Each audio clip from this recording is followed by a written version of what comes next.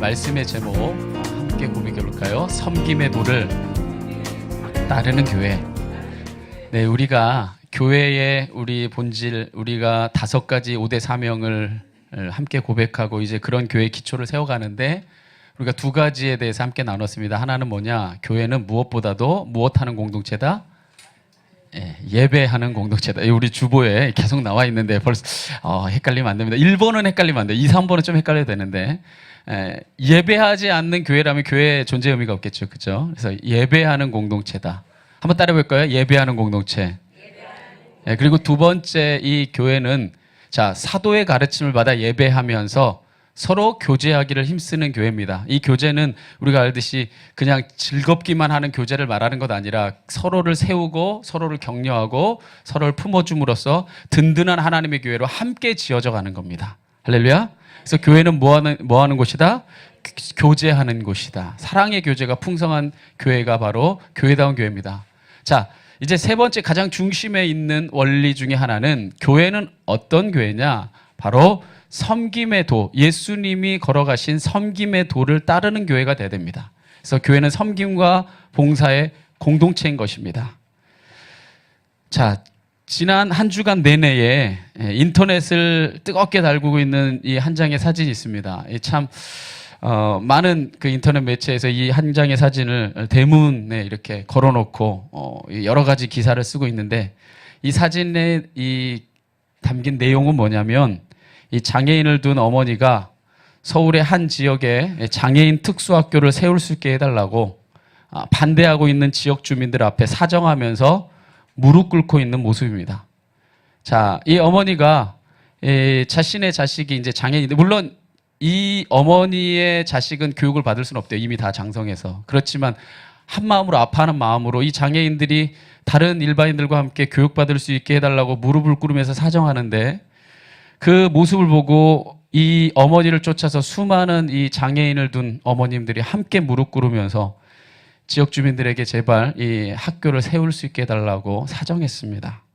근데 그 모습을 보고 이 주변에 있던 많은 사람들이 여기저기서 뭐라 말하냐면 쇼하지 말아라. 그러봐야 소용없다. 자기들끼리 다 짜고 하는 일이다. 이렇게 하면서 폭언과 많은 사람들의 고함 소리만 난무했다고 합니다. 저는 이 모습을 보면서 그런 생각했습니다. 이 부모가 과연 잘못한 게 뭘까? 자식을 잉태했는데 이 배에서부터 아파서 나온 자식이죠. 그죠? 그럼 이 부모의 입장에선 낳은 죄밖에 없어요. 또는 제가 예전에 이렇게 침을 맞으러 가니까 이 침을 놔주시는 분이 장로님이신데 장님이세요. 근데 장님인데 이 장로님이 그렇게 얘기하더라고요. 자기 어렸을 때에 이게 아팠는데 치료를 빨리 받았으면 이게 장님이 안 됐대요. 근데 그 치료 시기를 놓치니까 눈을 실명했다는 거예요. 그래서 나중에 실명한 거예요. 어릴 때는 봤는데. 그러면서 그런 얘기 하더라고요. 요즘에는 이렇게 실명하는 사람 별로 없습니다. 요즘에는 치료도 잘 받고, 그죠? 많은 사람들이 좀 아프면 열 나면은 얼른 병원에 가잖아요. 그죠? 부모님들 늘 병원하고 늘 촉각을 세워서 애들을 치료해 주잖아요. 그러면서 이 장로님이 하는 말이 있습니다. 그런데 요즘에는 교통사고나 여러 가지 불의의 사고를 당해서 후천적으로 장님이 되는 사람이 많습니다. 이렇게 얘기하더라고요. 자, 그러면 봅시다. 이 부모들은 잘못한 게 없어요. 잉태를 했는데 자녀가 그 뱃속에서부터 장애를 가졌거나 아니면 또한 불의의 사고를 당해서 어쩔 수 없이 장애를 입게 된 사람들입니다. 자, 그러면 그 모습을 그대로 품어주고 위로해주지는 못할 망정 오히려 배제하고 경멸하고 담을 쌓는 사람들의 모습을 보면서 참 씁쓸한 마음을 감출 수 없었습니다. 제가 이 모습을 보면서 마음속에 떠오르는 단어가 하나 있었습니다. 뭐냐면 이거예요. 갑질. 이 갑질이란 말의 이 사전적인 의미, 사전에 있어요. 사전적인 의미는 뭐냐? 권력의 우위에 있는 갑이 약자인 을에게 하는 모든 부당한 행위입니다. 정당하지 않은 모든 부당한 행위를 통칭해서 갑질이라고 말합니다. 자, 우리가 앞에 봤던 이 사진에서 이 사람들은요, 소위 사회에서 정상인이라 칭해주는, 사실 이 정상인이라는 범주를 무엇으로 잡느냐에 따라 다 다르겠지만, 어쨌든 육체적으로 보기에 정상인이라 칭하는 자식을 가진 부모들이 그렇지 못한 부모들에게 갑질을 하고 있는 거예요. 너네는 교육받을 자격이 없어. 여기서 교육받으면 우리 자식 교육이 안 좋아. 땅값 떨어져. 꺼져. 이 얘기입니다. 자, 이 갑질이란 말이 우리 사회에 이렇게 오르내리게 된 계기가 뭘까 보면요. 그전에도 갑질은 많았지만 가장 결정적인 이 계기가 됐던 일이 뭐냐면 2013년도 4월에 있었던 그 라면 사건입니다. 이 포스코 에너지의 상무였던 이 사람이 이 대한항공 비행기, 미국으로 향하는 비행기였죠. 거기서 이제 라면 주는 거면 비즈니스 정도 되는 거예요. 예, 여러분, 우리 같은 사람은 아직 한 번도 먹어본 적이 없어요. 라면 달라고 해서. 근데 이제 조금 지위가 있는 비즈니스나 퍼스트 클래스에서나 줄 수 있는 거죠. 자, 라면을 달라고 했는데 이 라면이 좀 덜 익은 걸 줬나 봐요. 그래서 이걸 뒤집어 엎고 승무원을 폭행하고 난리를 쳤습니다. 자, 예전에도 그런 일이 있었을지 모르겠지만 요즘엔 스마트폰이라는 게 발달돼 있죠. 그렇죠? 그러면서 이 언론에 이 사건이 공개되면서 사람들이 갑질이라는 말을 쓰기 시작합니다. 그 말이 회자되기 시작했어요. 그러면서 이제 연이어서 사건들이 터집니다. 뭐 굵직한 사건을 보자면 남양유업이 그 대리점들에게 갑질의 행포를 해가지고 막 떠넘기고 물건 떠넘기고 막 이렇게 돈 수금하고 이런 일들 기억나시죠? 그러면서 이게 아주 결정적으로 이제 점점 뇌관이 터지고 있는 과정에서 폭발하게 된 일 중에 하나가 여러분 잘 알다시피 이 대한항공의 이 그 큰딸이죠. 이 조양호 회장의 큰딸인 여러분이 너무나 잘 알고 있는 조현아 이 부회장이 땅콩 하나 봤는데, 야, 진짜 땅콩 하나 봤는데 땅콩이 마음에 안 들었던 거예요. 어쨌든 우리는 주기만 해도 감사한데, 할렐루야. 그죠? 주기만 땅콩이 마음에 안 들어가지고 그거 승무원에게 집어 던지고 심지어 비행기가 활주로를 출발해서 나가려던 거를 회항시켜 버렸습니다. 그리고 사무장을 내려버리게 했어요. 자, 이 사건이 언론을 통해서 또 알려지면서 또 비행기가 활주로를 나갔다가 돌아오는 거는 이건 미국에서의 일이기 때문에 큰 사건입니다. 그래서 이게 많은 사람들에게 오르내리면서 이 갑질이라는 말이 이제 폭발적으로 많은 사람들의 국민 정서에 불을 지르게 된 겁니다. 저는요, 이 갑질 문화에 대한 국민들의 심판 중 하나가 저는 개인적으로 생각하기를 대통령 탄핵 사건이라고 생각합니다.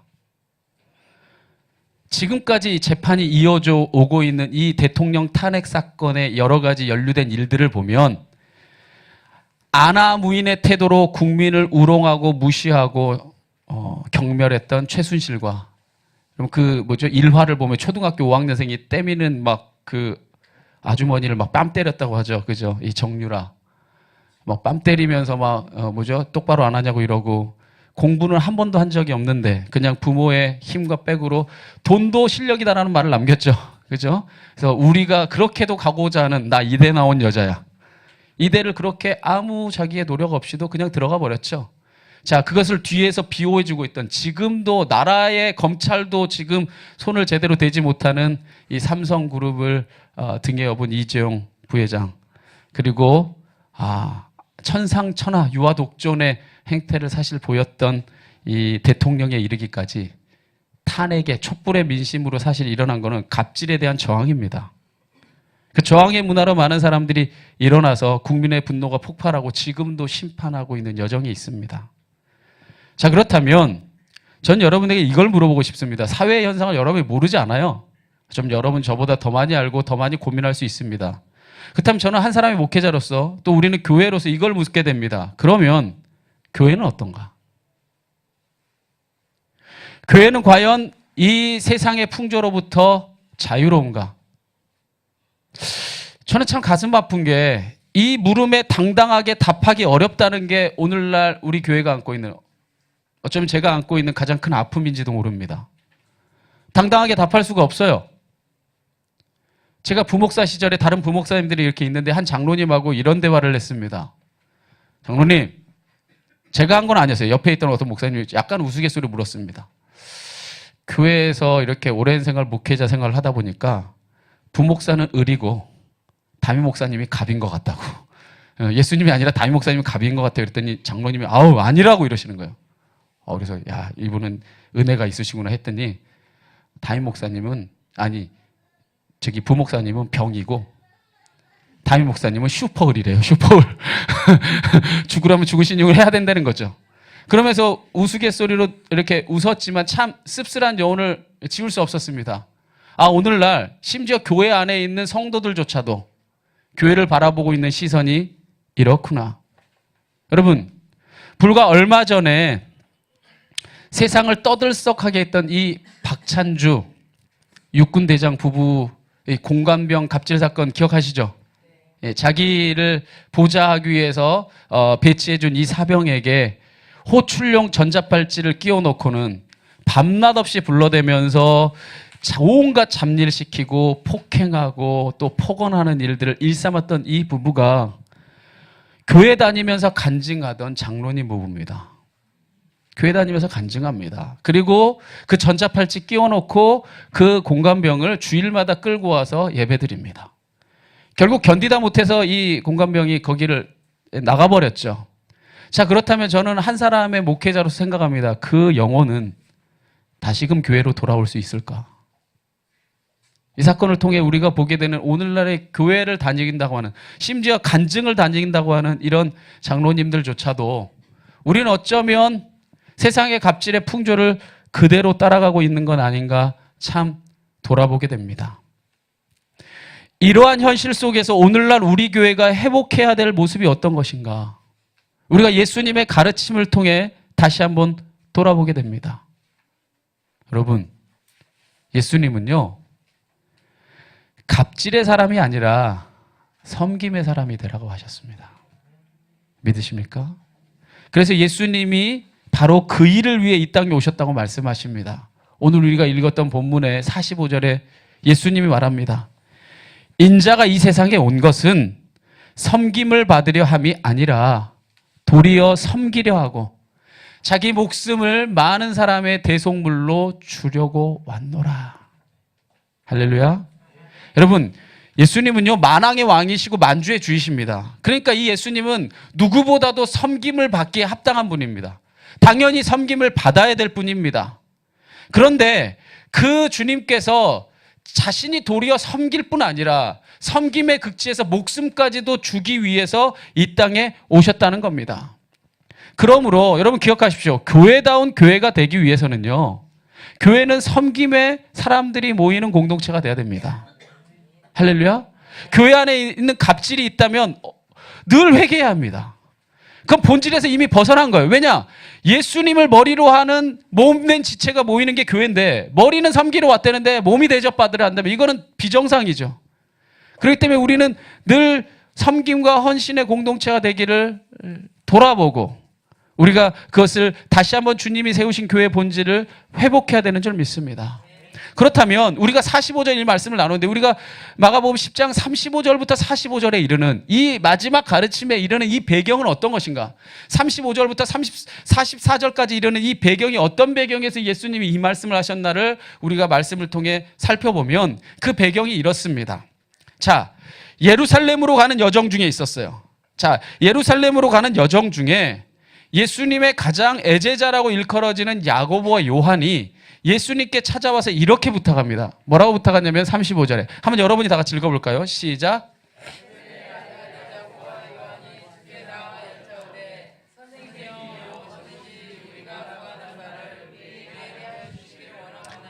자, 세베대의 아들 야고보와 요한이 주님께 나와서 묻습니다. 선생님, 무엇이든지 우리가 구하는 바를 우리에게 해주세요. 이 얘기합니다. 그러니까 한마디로 딱 얘기하면 부탁 하나만 들어주세요. 이 얘기예요. 자, 그래서 예수님이 묻습니다. 그래? 뭐 해주기를 원하니? 물어요.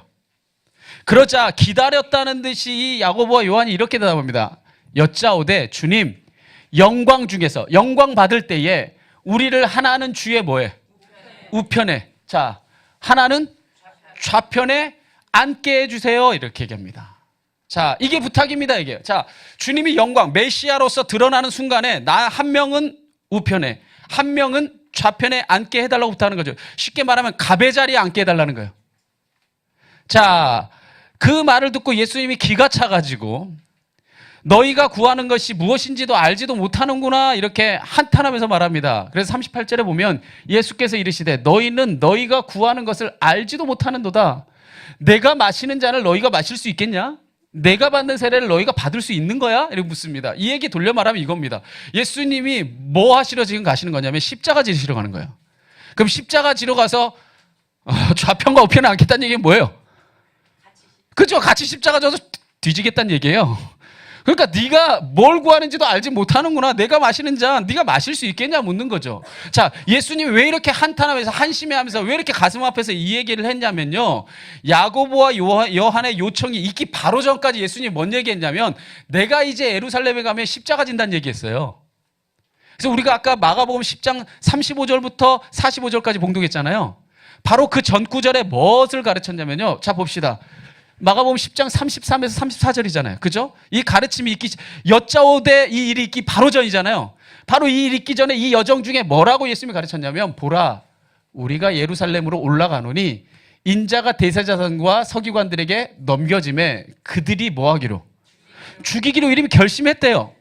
이방인들에게 넘겨주겠고, 이방인이라는 말은 누구예요? 로마인들에게 넘겨주겠다는 얘기죠. 그들은 능욕하고 침뱉으며 채찍질하고 죽일 것이나. 자, 마가복음에는 죽일 것이다라고만 나와 있지만 마태복음의 독일 본문에는요 뭐라고 나와 있냐면요 십자가에 못 박는다 얘기 나옵니다. 정확하게 얘기합니다. 십자가에서 죽는다고 말합니다.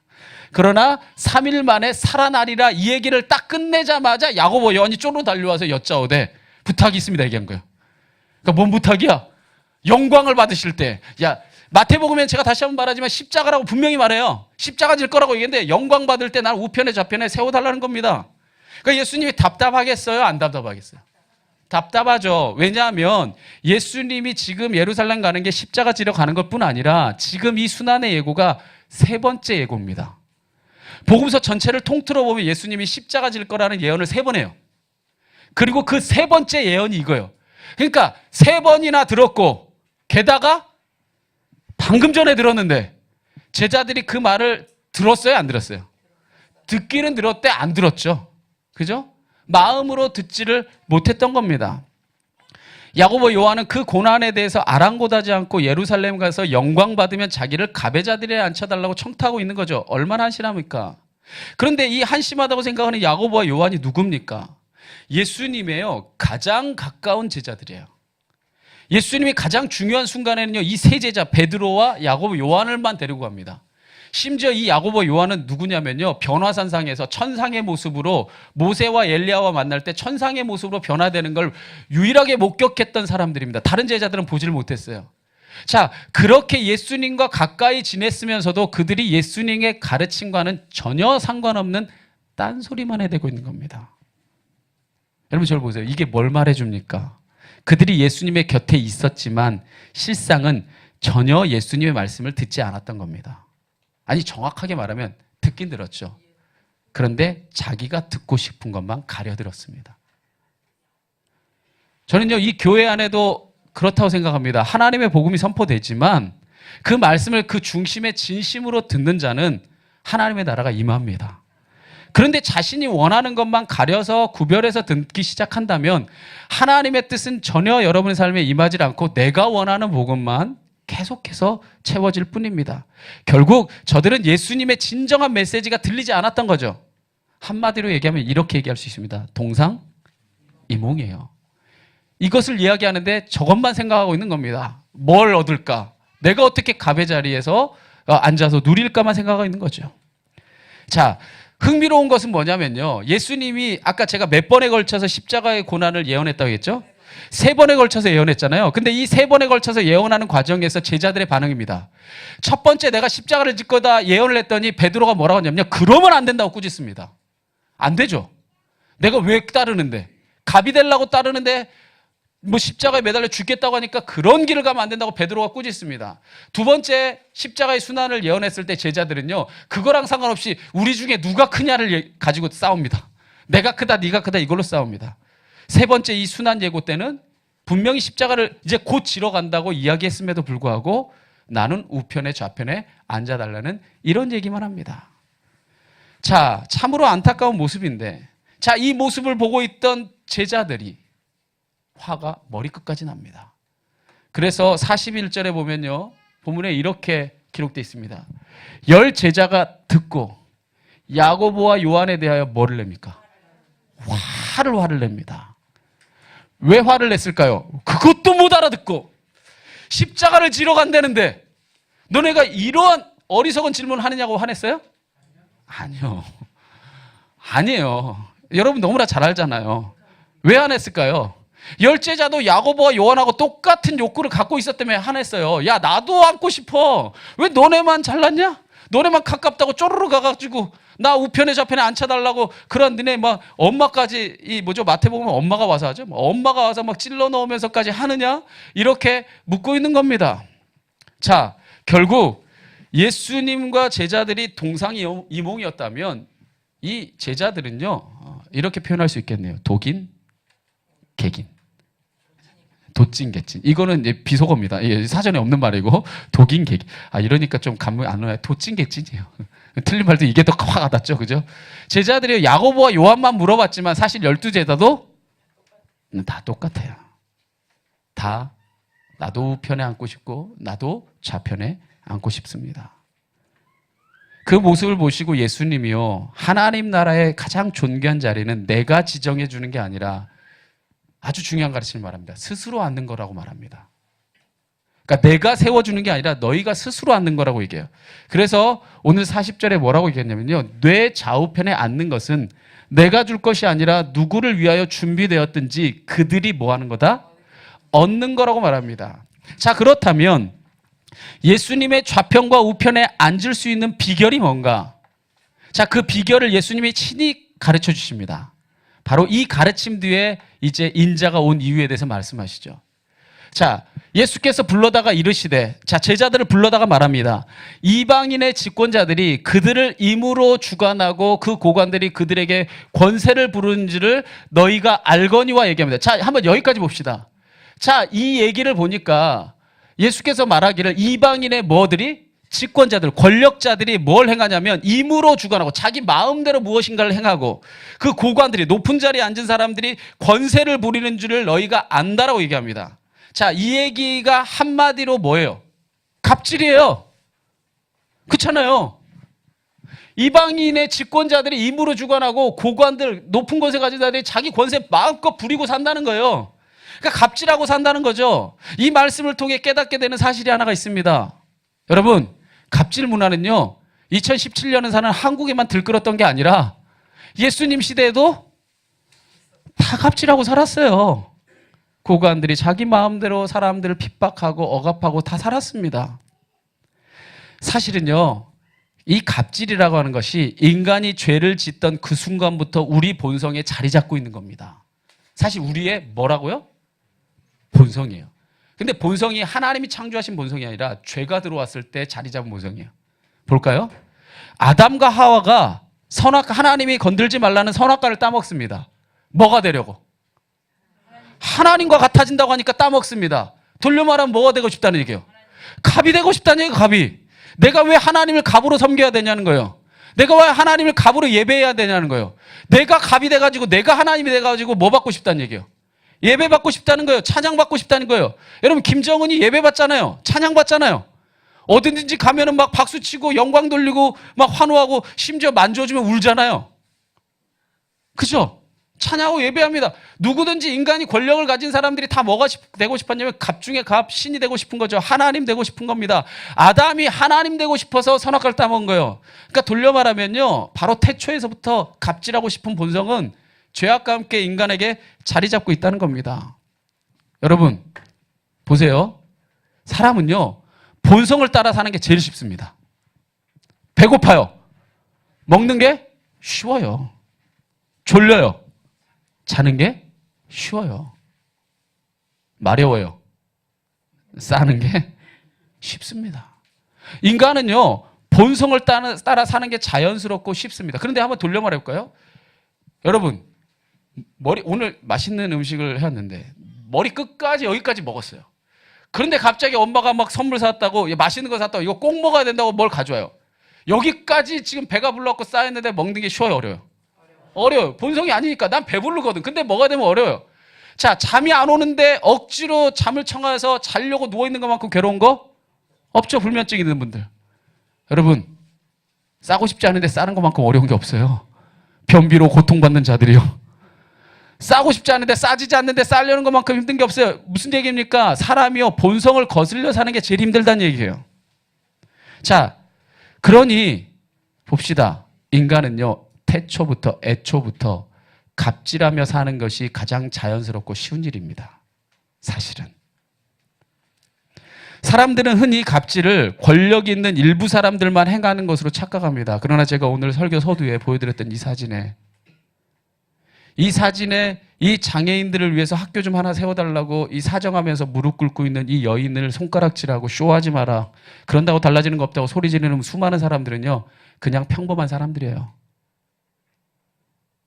여러분 많은 사람들이 장애인이 아닌 부모를 가진 사람들 그냥 평범한 사람들이라고 일컫잖아요. 사람들이 말하기를. 그렇게 일컫는 사람들이 결국에는요. 그들이 세상이 말하는 권력과 능력은 안 가지고 있는지 모르지만 자신과 조금 다른 사람에게는 얼마든지 갑질을 행하고 있는 거예요. 여러분 보세요. 우리나라가 어려울 때, 힘들 때 우리나라에 정말 많은 사람들이 독일로 가서 광부로, 그죠? 국제시장에서 영화에도 나오지만 광부로, 간호사로, 또 미국에 정말 허드렛이라는 노동자로 가서 그렇게 고생하면서 돈을 벌었습니다. 그때요. 인종차별 엄청 당하면서 살았어요. 제가 2005년도에 미국 갔을 때도요. 제 밑에 있는 하얀 백인이 살았는데 저 얼마나 인종차별했는지 몰라요. 2005년도에도 제가 인종차별 받고 왔어요. 그렇게 고생하면서 외국에 가서 돈 벌어오면서 인종차별 당해가면서 여러분의 친척들이, 그죠? 여러분의 이웃들이 그렇게 고생하면서 왔었을 때 오늘날 2017년을 살아가고 있는 오늘날의 외국인 노동자들을요. 전 세계 지수에서 봤을 때 제일 인종차별 심한 나라 중에 하나가 한국이에요. 얼굴 까맣다고 아무나 길거리 가는데 소리 지르고 니네 나라로 가라고 하는 술 마신 사람들이 막 행패 부리고 그런 사람들이 얼마나 많은지 몰라요. 여러분 그 소리 지르는 그 사람들은요, 어쩌면 세상이 말하는 권력을 가지지도 않았죠. 그런데 우리 인생에서 나보다 조금 다르고, 나보다 조금 연약하고, 나보다 조금 부족하면요, 사람들이 자연스럽게 나오는 게 사실은 갑질이라는 겁니다. 예수님은요, 그 죄의 본성을 거스르라는 거예요. 할렐루야? 왜냐? 너희는 성령의 사람이기 때문에. 그래서 예수님이 이렇게 말합니다. 자, 집권자들은 임으로 주관하고 고관들은 권세를 부리는 줄 너희는 알지. 그러나 너희 중에는 그렇지 않을지니 너희 중에서 이 제자들아, 너희 중에서 정말 크고자 하는 자는 너희를 뭐하는 자가 되라. 역설적으로 섬기는 자가 되고 누구든지 으뜸이 되고자 하는 자가 있다면 모든 사람의 뭐가 되어야 하리라.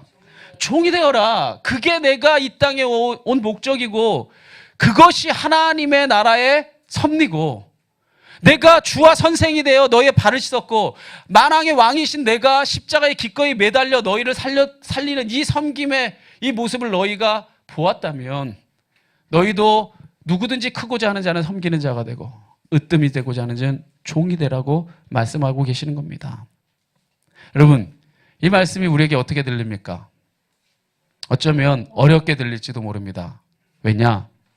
본성을 거스르는 일이기 때문에. 그래서요, 제자들이 이 가르침을 받았음에도 불구하고 예수님이 십자가를 질 때 다 도망가 버립니다. 다 떠나가 버립니다.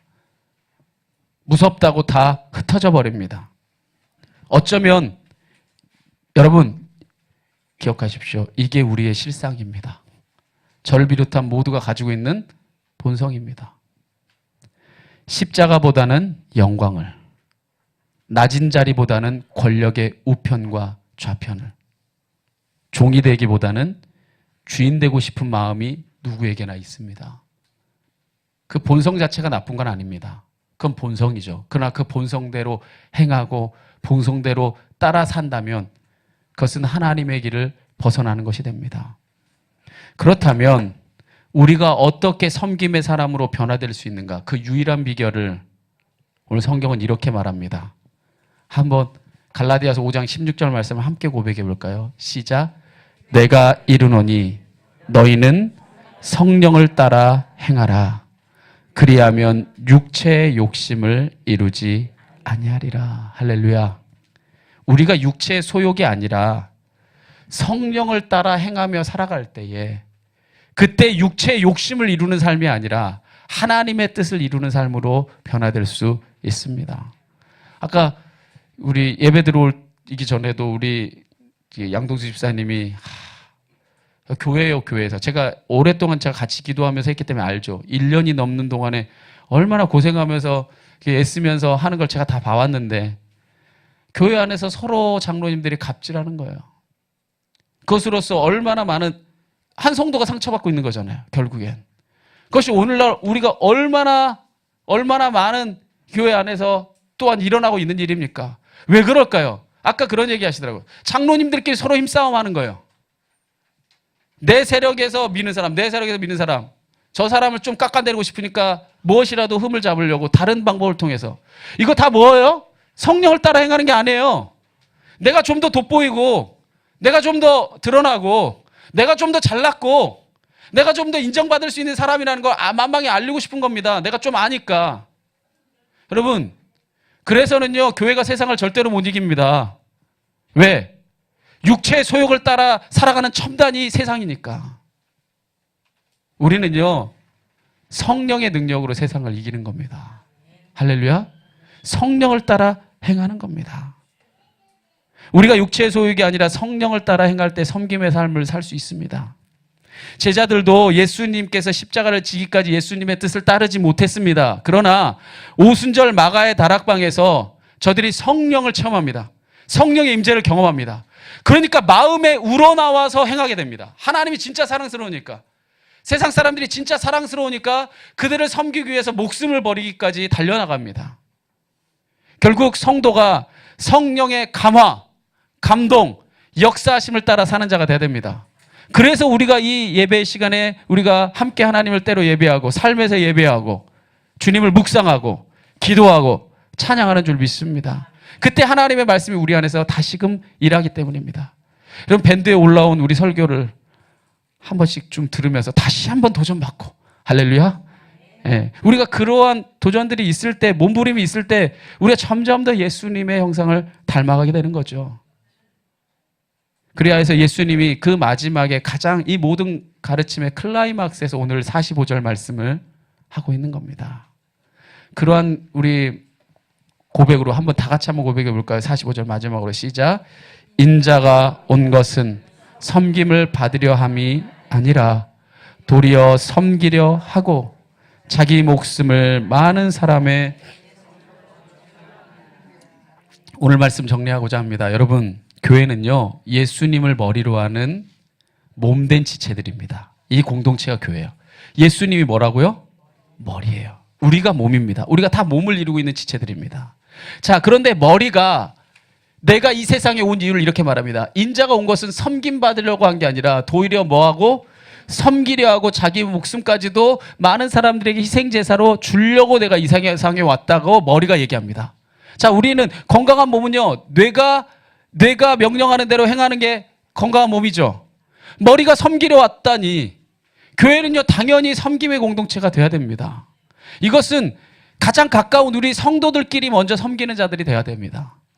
이 마음을 통해서 우리가 열매 맺게 될 때 세상을 향해 나가서도 섬기는 자가 돼야 됩니다. 그것이 머리의 지배를 받는 몸된 교회가 마땅히 행해야 될 일입니다.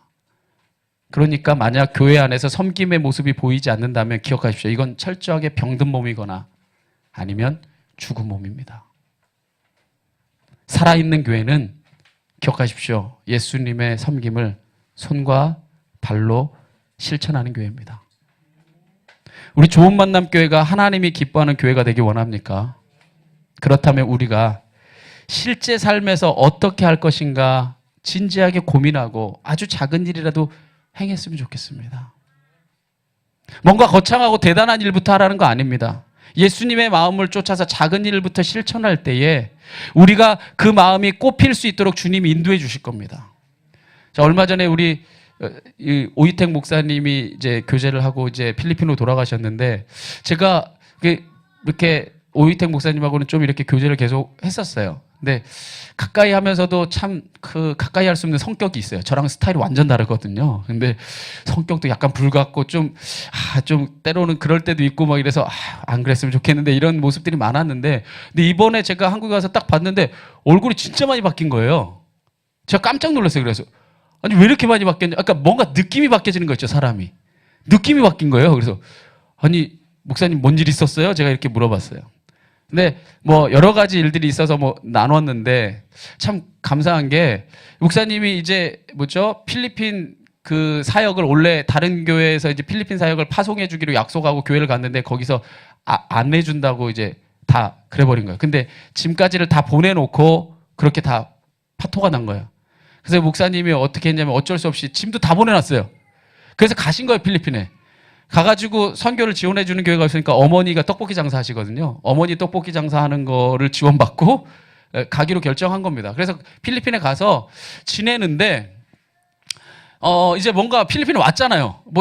뭐는 없지만 왔는데 뭔가를 해야 되는데 뭘 해야 될지도 모르고 뭐 아는 사람도 없고 아무것도 없었던 거예요.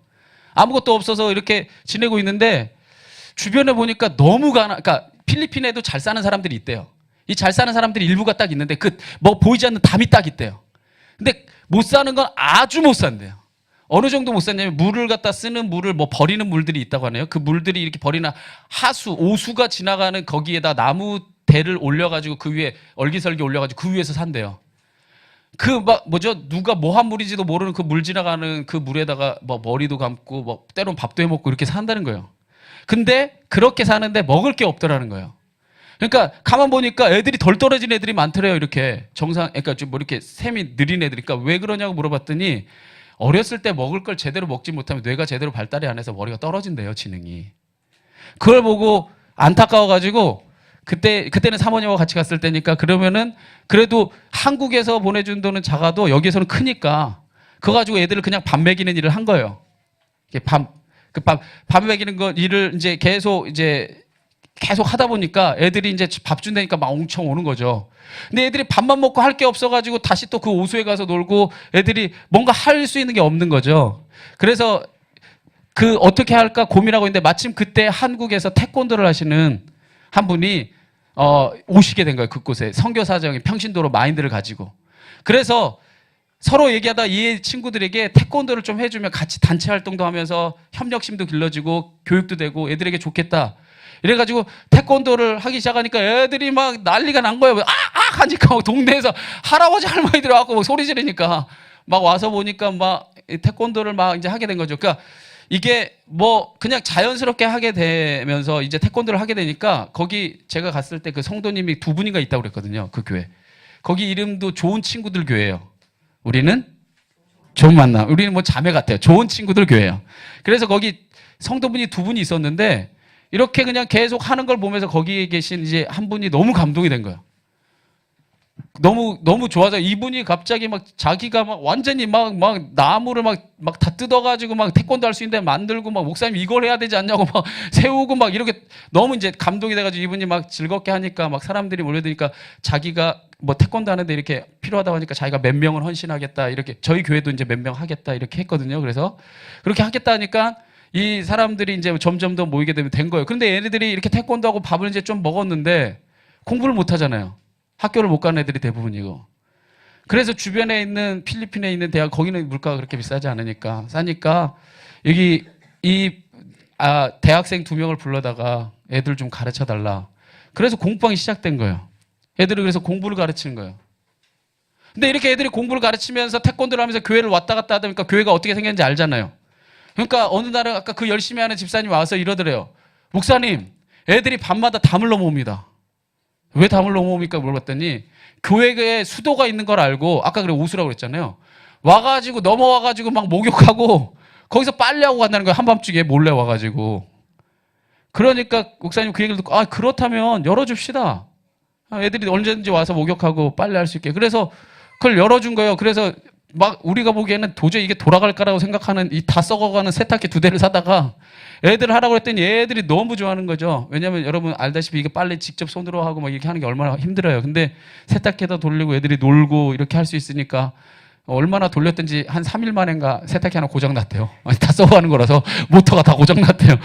그래서 그렇게 하면서 막 되니까 저희 교회도 좀 저희는 얼마 가지고 있지는 않은데 그렇게 하면서 감사한 건요. 거기 성도님들이 한 20몇 분이 되셨어요. 20몇 분이 되면서 그 성도님들이 스스로 결신해서 꽤 많은 사람을 감당하고 있는 거예요. 다른 데서 오는 건 아니지만. 그러면서 목사님 그런 얘기 하더라고요.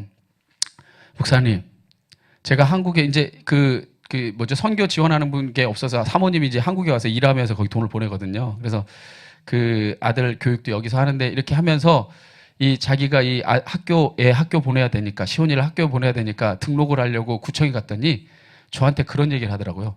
차상위 계층이라고. 얘들아 차상위. 그래서 나는 상위인 줄 알았대. 상위. 뭔가 상위인가? 그랬더니 차상위가 그거라면서요. 그 뭐죠? 생활보호 대상자 바로 위에 차상위. 자기가 차상위 계층이더래요. 그러니까 한국에 오면 제일 불쌍한 사람, 못 사는 사람 축에 속하는 거예요. 그런데 그런 얘기 하더라고요. 나 여기 오면 차상위인데 필리핀에 가면은 많은 사람들이 베풀 수 있다고 내가 필리핀에 가니까. 못 먹는 사람들에게 먹을 걸 줄 수 있고 배우지 못한 거기에 이제 칼빈이라는 게 뭐죠 사역자도 생겨가지고 필리핀 애들에게 이제 주일날 복음도 전해서 이제 많이들 생기게 된 거예요. 그래서 복음도 전하고 공부도 가르치고 빨래도 시킬 수 있고 거기 가니까 내가 부자라고. 저는 그 얘기를 들으면서 그런 생각했습니다. 아 이거는 뭘 해야 된다, 뭐가 조직적으로 뭐가 있다, 뭐가 된다 이런 게 아니라 마음이 흘러간 대로 간 거잖아요. 할렐루야. 마음이 흘러가는 대로 하나씩 그냥 작은 거 실천하다 보니까 누군가에게는 복음을 듣는 기회가 되고 누군가에게는 정말 사랑을 경험하는 계기가 되는 거잖아요. 저는요, 우리 이 공동체, 우리 좋은 만남 교회 안에도 이제 우리 그래서 더 많은 걸 우리가 나누기로 이렇게 결단하고 있지만 저는 이런 일들이 많았으면 좋겠어요. 은혜로운 을질들. 할렐루야. 세상에 막 갑질이 넘쳐나는데 여러분 좀 잘 되세요. 예? 을대라고 하는 건 은혜로운 을질은 뭐냐? 진짜 을이어갖고 뭐가 할 수 없는 게 아니라 좀 돈도 많이 벌 수 있으면 벌어도 되고 좋아요. 여러분이 노력해서 어떤 자리에 앉을 수 있으면 앉을 수 있어요. 충분히 갑에 무언가를 행할 수 있는 그 자리에서 내려오세요. 그리고 은혜로운 을질들을 우리가 행하고 나가기 시작할 때 저 사람 왜 저럴까? 아니 뭐가 다른 거지? 바로 그 안에 예수님이 드러날 수 있기를 진심으로 축원합니다. 할렐루야. 우리 지난주에 제가 이렇게 화장실 가려고 올라가는데 우리 양승혜 집사님하고 우리 박중태 우리 권사님이 감기 막 걸려가지고 막 마스크하고 막 오시는데 막 설거지를 막 하고 있더라고요. 그래서 왜 설거지를 하고 계시며? 그렇게 물어봤더니 실천 카드에 실천하기로 했기 때문에 해야 된다는 거예요. 열심히 막 청년들은 어쩔 줄 몰라서 옆에 있고 막 하고 계시더라고요. 저는 그 모습 보면서 참 감사하다고 생각했습니다. 하나님의 그 중심을 보시고 이미 기뻐하신다고 저는 믿습니다. 중심을 보시는 거죠. 그러면서 그런 생각했습니다. 나도 해야지. 나도 해. 저요 진짜 제가 설거지 잘 못하거든요. 세상에서 세 번째로 못하는 게 설거지예요. 근데 나도 해야겠다. 근데 9월 달은 내가 다 해야 됩니다. 딱 마크를 쳐놓더라고요. 그래서 10월 첫 주에는 추석이라서 다 가겠지? 그땐 내가 해야지. 여러분, 그러한 작은 일부터 하나 실천하면서 사랑하는 지체가 함께하고 있는 교회 안에서부터 한번 우리가 사랑하는 지체들이니까 섬김을 시작해보고 그것이 익숙해지면 여러분 말 한마디라도 행동 하나라도 예수님이라면 어떻게 해줄까를 우리가 생각하면서 하다 보면 모르겠어요. 이런 사람들이 우리 동네, 우리 지역에 온다면은 저는 좀 할 수 있게 할 수 있는 일을 뭐라도 있을까 좀 장애인들을 위한 학교도 세우는데 좀 해보고 아니 이렇게 작은 일을 실천하다가 그런 일이 우리에게 맡겨진다면 그런 일들이 우리 가정에서 할렐루야. 부부들은 특별히 아멘하세요. 할렐루야. 가정 안에서 이런 은혜로운 을질들 또 직장에서 이웃으로 사회수로 흘러갈 수 있다면 이것만큼 아름다운 일이 없을 줄 믿습니다. 이게 점점 더 익숙해질 때에 그것이 마침내 섬김이 우리의 본성으로 변화가 되고 그게 저는 예수님을 닮은 모습이라 생각합니다. 오늘 우리가 찬양을 고백했던 소원, 이 찬양의 고백처럼 우리가 누군가의 등불이 되고 누군가의 길이 되고 누군가의 나지막한 언덕이 될 수 있다면 우리가 그러한 길잡이를 할 수 있는 정말 하나님 나라의 멋진 을들이 되기를 진심으로 축원합니다. 오늘 그 마음을 가지고 오늘 이 시간에 찬양의 고백을 하나님께 드리면서 우리